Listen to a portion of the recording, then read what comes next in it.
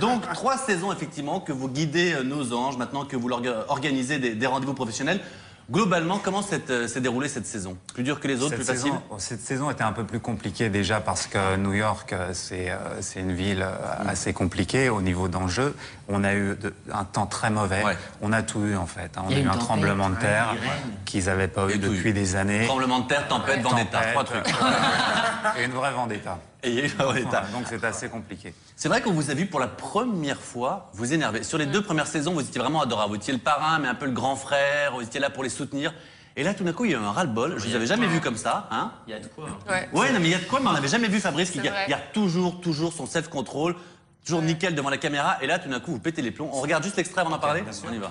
Vous êtes là depuis 2 jours. On a déjà eu un premier rendez-vous. J'ai reçu un super mauvais coup de fil ce matin. On m'appelle, on me dit tu nous envoies quoi exactement?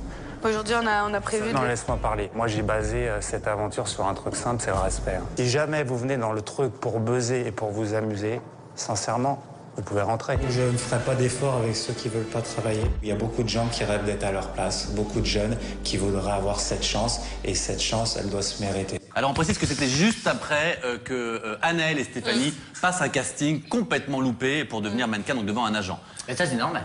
À ce moment-là, j'ai l'impression qu'ils viennent juste pour faire du buzz, pour exister médiatiquement, et que personne ne vient pour réussir en Amérique. Je passe un mois avec des rendez-vous qui sont difficiles à avoir. Tu arrives dans une aventure comme Les Anges, où on a quand même fait 3 saisons, avec une clé USB et des photos de vacances. Parce que quand tu viens dans une aventure comme ça, tu te dois de faire du sport pour être quand même prêt physiquement, savoir parler anglais et préparer... Le sport, la langue... Mais à sa décharge, je vais te dire, à sa décharge, Carmel, il s'est donné du mal. Parce qu'il arrive avec toutes ses carences, mais il a bossé. Et après, tu réussis ou tu réussis pas. Mais tu te donnes à fond. Alors, vous avez eu des difficultés avec certains anges, et notamment, je crois, Mickaël Vendetta. C'est vrai qu'il est très impertinent pendant les rendez-vous. On vient toujours au même. Je suis désolé. C'est la star des anges. Non, regardez les jaloux.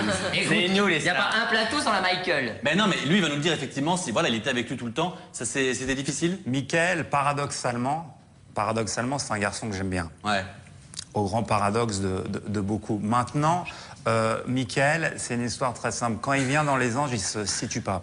Est-ce qu'il doit faire la ferme ou est-ce qu'il doit se donner à fond pour réussir en Amérique? Et là, il y a un malaise. Parce que Les Anges, c'est basé sur une chose, mis à part de vivre en communauté, c'est de réussir à la fin. C'est qu'il y a un enjeu. Et là, il se dit, est-ce que je me prends de grippe avec tout le monde ou est-ce que je le fais et j'essaye de faire quelque chose? Est-ce que vous avez été tenté un jour du fameux coup de boule?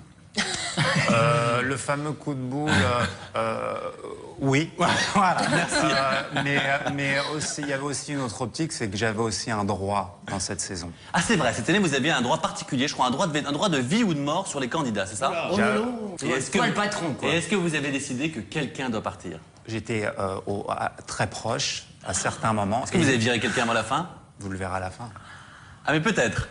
Alors, le teasing. Quel est l'ange qui vous a le plus agacé cette saison? Pour prendre l'exemple de Mickaël, quand il ne voulait pas se prêter au jeu sur certains trucs, on prendra d'autres exemples, mais ça méritait. Parce que tu ne fais pas déplacer des gens comme Shannon Doherty ou Kanan Kelly qui va venir pour faire un clip et tu ne veux pas le faire, etc. Moi, ça me rend fou, puisque les Américains sont plus simples à un moment donné et ils pèsent des millions de dollars. Oui, leur suffisance vous énerve un petit peu. Et là, moi, je leur explique qu'il faut qu'ils redescendent sur Terre parce qu'à la finale, ils sont personne. Oui. Voilà. Oh, bah voilà, moi c'est dit. Ok, les anges, on va se détendre 3 secondes parce que, voilà, pour le moment, vous êtes personne, mais vous pouvez devenir quelqu'un si vous travaillez et que vous êtes très sage. Mais tout de suite, et comme chaque jour avant de poursuivre avec Fabrice et Zarco, c'est le zapping. Alors vous, c'est vrai que vous êtes un people maintenant. De temps en temps, je vais un peu sur votre page de réseau social Facebook, voilà. Et alors, je vous vois, c'est Fabrice avec des stars, Fabrice dans des voitures de luxe, des Jaguars, des Porsche, des machins. On se fait plaisir. Ah, regardez les deux, là, ça les fait rêver. Non, c'est elle qui est vénale, c'est pas moi. Moi, je suis pas matérialiste pour un sou, alors arrête. Ah, c'est la success story. On aimerait en savoir un peu davantage. Maintenant, vous êtes un people. Vous avez fait 3 années les anges, maintenant, il faut qu'on en sache plus, Fabrice. Alors, vous êtes qui? Vous êtes marié, pas marié, copine, pas copine? Est-ce que vous êtes riche, millionnaire? Dites-nous. Pour répondre à la première question, je suis marié. J'ai une petite fille. C'est vrai? De 2 ans et demi, qui s'appelle Grèce. D'accord. Et je suis pas riche, mais j'ai plein de rêves. Et je suis en train de concrétiser mes rêves. Et est-ce que vous êtes millionnaire? Non. Donc, Millionnaire, c'est combien déjà? Bah, c'est déjà plus d'1 million. Est-ce que vous possédez déjà plus d'1 million d'euros? Si tu as une belle maison, en général, tu peux dire. J'ai une maison qui vaut un peu plus cher que ça. D'accord, on a bien compris. Et pour tous ceux qui rêvent d'Hollywood, vous avez écrit un bouquin qui s'appelle Hollywood Mode d'emploi, s'installer et se lancer. En un mot, c'est quoi le contenu? Je donne vraiment tous les codes, les erreurs à ne pas faire et comment surtout s'installer. C'est pas basé sur un success story parce que c'est pas prétentieux. C'est tout, c'est comment trouver un appartement, un agent, Voilà, une les voiture, papiers, voilà, tout faire. un D'accord. avocat, etc. Tout de A à Z. Exactement. Parfait, bah écoutez...